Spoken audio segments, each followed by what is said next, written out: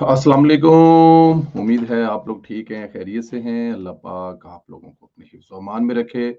हमारी दुआएँ हमेशा की तरह आपके साथ हैं। खुश रहें, आबाद रहें, इसी तरह हँसते मुस्कुराते रहें। चैनल को ज़रूर सब्सक्राइब करें और बेल आइकन को प्रेस करें और व्हाट्सएप ग्रुपों में इसका लिंक शेयर करें और अपनी राय का इज़हार करना मत भूला करें।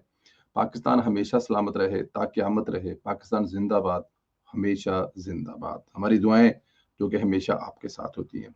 अच्छा दोस्तों, ये एक राय पाई जा रही है कि जब आप चारों तरफ से अपने लिए दरवाजे बंद कर लें तो फिर आप वो सियासत शुरू करते हैं जो पाकिस्तान जिस सियासत की बुनियाद पाकिस्तान तहरीक इंसाफ ने पाकिस्तान में रखी है।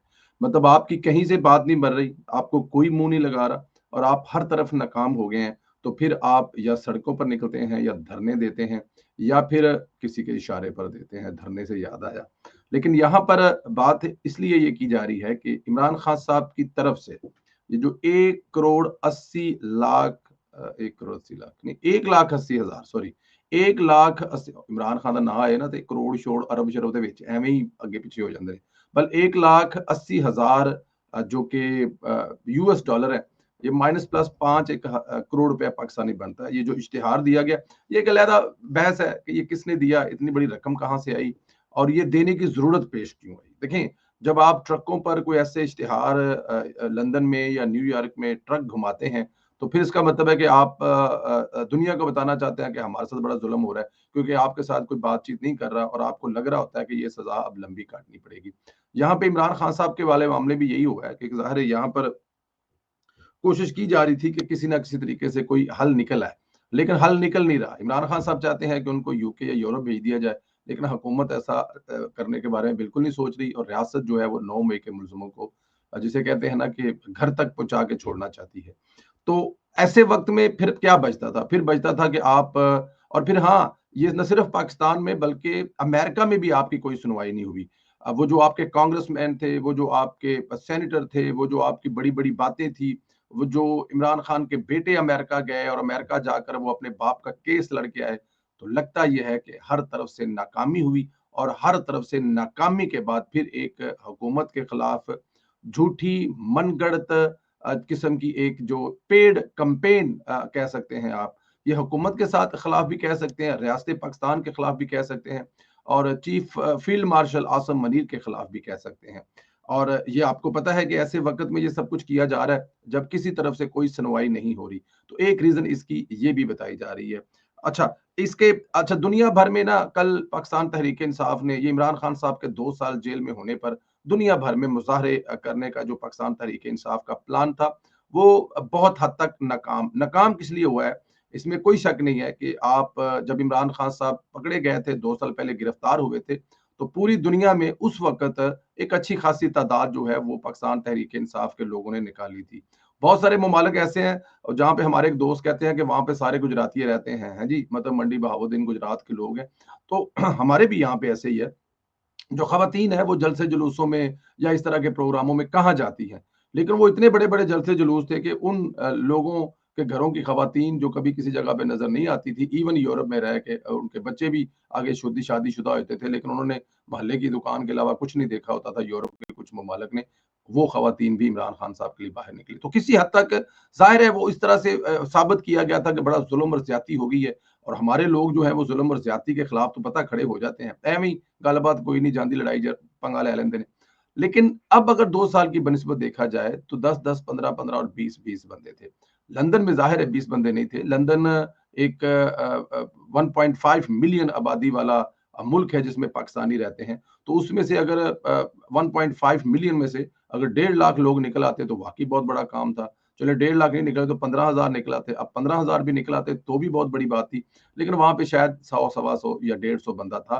तो 150 बंदा या 125 बंदा या 200 बंदा भी या 250 बंदा या 300 बंदा भी कोई अहमियत का हामिल इसलिए नहीं है कि इमरान खान साहब के लिए लंदन में भी एक अच्छी खासी और बड़ी तादाद जो है वो निकला करती थी। उसकी वजह ये है कि अब जो है वो वाला चार्म नहीं रहा। लोगों को भी पता लग गया कि मुल्क तरक्की कर रहा है और इमरान खान के बगैर कर रहा है। और दूसरा, लोगों ने अब ये भी देख लिया है कि इमरान खान को लाने से पहले भी जो हुक्मरान थे, वो भी पाकिस्तान को आगे लेके चल रहे थे।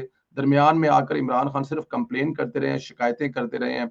اور دھمکیاں لگاتے رہے ہیں، اپنے جو سیاسی مخالفین ہیں ان کو اٹھا کر جیلوں میں پھینکتے رہے ہیں، لیکن کام کاروبار کوئی نہیں کرتے رہے۔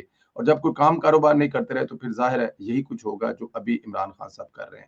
تو اس کے لیے اب لوگوں نے بھی نکلنا چھوڑ دیا، لوگوں نے بھی کہا جی جائیں آپ جہاں آپ نے جانا ہے۔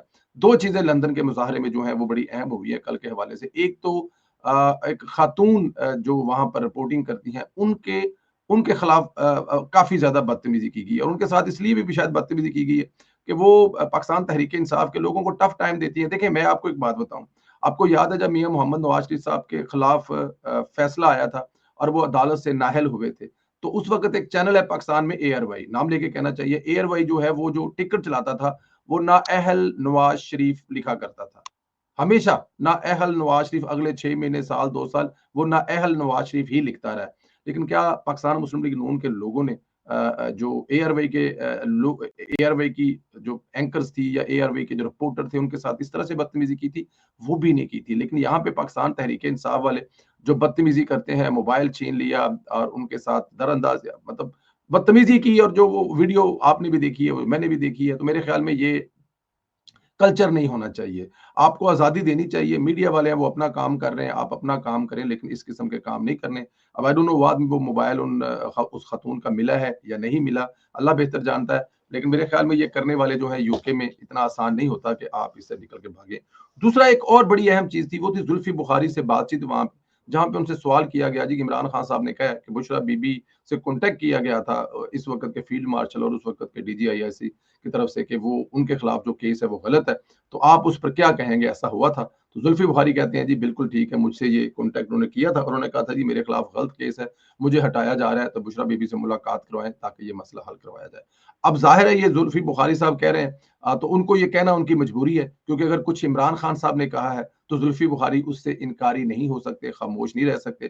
ان کو پتہ ہے کہ اگر یہاں پر وہ کوئی ایسی بات کہہ دیں تو پھر جو عمران خان کے فالوور ہیں، جو پاکستان سوشل تحریک انصاف کے سوشل میڈیا کے لوگ ہیں، وہ اتنے طاقتور ہیں کہ وہ زلفی بخاری کیا اس کے باپ کو بھی ننگا کر دیں گے اگر اس نے وہ بات نہ کہی جو عمران خان نے کہی ہے۔ تو میرے خیال میں کہ اس وقت جو زلفی بخاری نے کہا اس کی اہمیت اس لیے نہیں ہے کہ اس کو وہی کہنا تھا جو عمران خان صاحب نے کہا ہے۔ اچھا جی، اور اس کے علاوہ بھی دوسرے کچھ ممالک میں بھی مظاہرے ہوئے ہیں، وہاں پر 15-20 لوگ تھے۔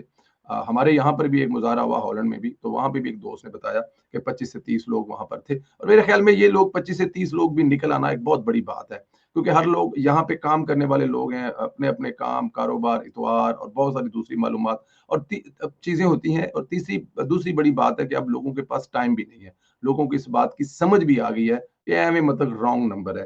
خیر اچھا جی، سابق وزیر اعظم ہیں عبد القیوم صاحب، یہ ہیں سابق وزیر اعظم کشمیر کے، جو ظاہر ہے تیاری کر رہے تھے 5 اگست کے حوالے سے کہ 5 اگست کو کوئی نمبر بنانے کے لیے، کوئی بندشیں اکٹھے کر کے کہیں کہ آگ شاگ لگانے کے لیے اور کوئی کشمیر آنے جانے کے لیے رستے بند کرنے کے لیے، تو کشمیر والے چیپٹر پہ کوئی ایسی چیز برداشت نہیں کی جا سکتی ریاست کی طرف سے، کیونکہ جب کشمیر میں آپ کچھ ایسا کرتے ہیں تو عالمی سطح پر اس کا جو میسج ہے وہ بڑا غلط جاتا ہے۔ تو اس کو روکنے کے لیے، اس کو کرنے کے لیے سابق وزیر اعظم صاحب جو ہیں ان کو گرفتار کر لیا گیا اور 4 دن کے لیے ان کو ان کے گھر پہ کھانا پانی دے کر باہر سے تالا لگا دیا گیا کہ اب 4 دن کے لیے آپ یہاں پہ ہاؤس اریسٹ ہیں، آرام کریں، مزے کریں، انجوائے کریں، فیملی آپ کی ساتھ ہی ہے، باہر آپ کو آنے کی ضرورت نہیں ہے۔ دیکھیں یہ اجازت کسی کو بھی نہیں دینی چاہیے، اور یہ اجازت ہونی بھی نہیں چاہیے کہ آپ بات بات پر نکل آئیں اور بات بات پر نکل کر آپ جو ہے وہ رستے بند کریں، اور پھر کشمیر جو ایک حساس علاقہ ہے، وہاں پر چھوٹی خبر جو ہے بڑی بن کے جاتی ہے اور دنیا بھر میں پاکستان کا جو امیجن ہے وہ برا بنتا ہے۔ تو خیر ان کو گرفتار کیا گیا اور ان کو گرفتار کر کے ہاؤس اریسٹ کر دیا گیا، لو بھائی تسی موجاں کرو ہن 4-5 دن کھلے ہو کے مطلب کہ آرام نال سکون نال گرمی دے موسم دے وچ اے سی چ بہو، یہی میرا خیال میں اس کا حل تھا۔ ایران کے صدر جو ہیں ایک کامیاب ترین دورہ کر کے واپس چلے گئے ہیں، اور یہ ایک بہت بڑی میرے خیال میں اس علاقے کی ڈیولپمنٹ ہے۔ اس سے پہلے بھی ایرانی صدر آتے رہے ہیں، پاکستان کے وزیر اعظم بھی گئے ہیں اپنی جنگ ختم ہونے کے بعد، لیکن یہ ایران کا جو دورہ ہے وہ شکریہ ادا کرنے کے لیے تھا، اپنے برادر، اپنے بھائی کے لیے تشکر کہنے کا وقت تھا۔ پارلیمنٹ ایران کی جو ہے وہ پاکستان زندہ باد، تشکر پاکستان کے نعروں سے گونجتی رہی ہے، آپ سنتے رہے ہیں۔ آپ کو پتا ہے کہ کچھ شر پسند وہ بتا رہے تھے کہ ایران کی پینٹ میں چھرا گھوپا ہے پاکستان نے اور یہ قیامت اور وہ قیامت، ایسا کچھ نہیں تھا، اور وہ آپ نے دیکھ لیا کہ ایران کے صدر پاکستان آئے، سب سے پہلے وہ لاہور گئے، علامہ اقبال کے مقبرے پر انہوں نے فاتحہ پڑھی، وہاں پر اپنے کمنٹس لکھے، اور یہ بات وہ وہاں سے کر کے آئے تھے. مجھے کہنے والے یہ بھی کہتے ہیں کہ ایران والوں کو جب بھی کوئی ایسی، حالانکہ ایران میں بڑے بڑے شاعر گزرے ہیں، لیکن علامہ اقبال نے جو ایران میں اور جو فارسی میں لکھا ہے اس کا کوئی توڑ اب تک نہیں نکل سکا. تو اس لیے وہ وہاں پر آئے، اور وہ ہیرو ہیں. علامہ اقبال اردو کے شاعر ہیں، بہت بڑے شاعر ہیں، پاکستانیوں کے نیشنل شاعر ہیں. پاکستان کے علاوہ وہ ایران میں بھی ایک قدر کی نگاہ سے دیکھے جاتے ہیں. بہت سارے جو ہے وہ معاہدے کیے گئے ہیں، بہت سارے بزنس میں معاہدے کیے گئے ہیں. بڑی اچھی آپ نے دیکھی، ایک بڑی خواتین کی تعداد جو ہے ہم نے دیکھی ایران کی پارلیمنٹ میں، 3 سے 4 خواتین وزیر تھی. میرے خیال میں یہ بڑی اچھی بات ہے. ہمیں یہی کہا جاتا ہے کہ خواتین پر بڑی پابندی ہے اور خواتین کے بڑا احتسال ہو رہا ہے ایران میں، لیکن ایرانی پارلیمنٹ میں اور ایرانی کیبنٹ میں خواتین کی بڑی تعداد دیکھ کر مجھے بڑا اچھا لگا ہے. آئی وش کہ پاکستان میں بھی اب خواتین کو کافی بھرتی کیا گیا ہوا ہے. اب وہ پتہ نہیں مشرف صاحب ایک بنا گئے ہوئے تھے اس قانون کے تحت، ہمیں نظر تو آتی رہتی ہیں لیکن اس تعداد میں خواتین جو ہے وہ منسٹر یا اس میں نظر نہیں آتی. یہ ایک لمحہ فکریہ ہے، لیکن انشاءاللہ تعالی آنے والے وقت میں بھی یہ ہوگا. تو یہ دورہ جو ہے آنے والے وقت میں پاکستان اور ایران کے درمیان تجارت کی بہت ساری راہیں کھولے گا انشاءاللہ تعالی. آخر میں شہباز شریف صاحب جو ہیں، آپ کو پتہ ہے وہ ان کو کسی جگہ پہ کوئی دکھی ہو تو شہباز صاحب اپنے لمحے بور نکال کر پہنچ جاتے ہیں. تو وزیر اعظم شہباز شریف صاحب جو ہیں وہ گلگت بلتستان کے دورے پر ایک روزہ گئے ہیں.